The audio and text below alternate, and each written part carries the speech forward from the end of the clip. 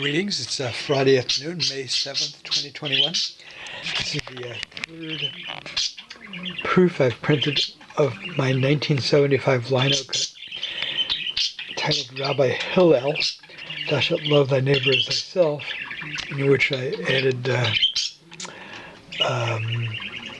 gestural linear lines all around the figure, the portrait, and the writing, along with a depiction of a apparition of a gefilte fish. So this one says, with apparition of the fierce Illinois River gefilte. It's going as a gift to someone in Seattle who had lived in Champaign-Urbana.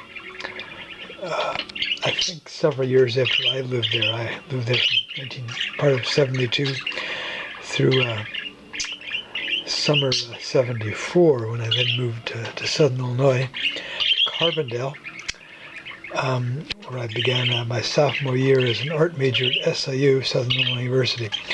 And it was there in Carbondale where I did this work, which was my very first Judaic artwork. All right, there you have it. Thank you, budgies, for the accompaniment. Very good. Good show. Jolly good show.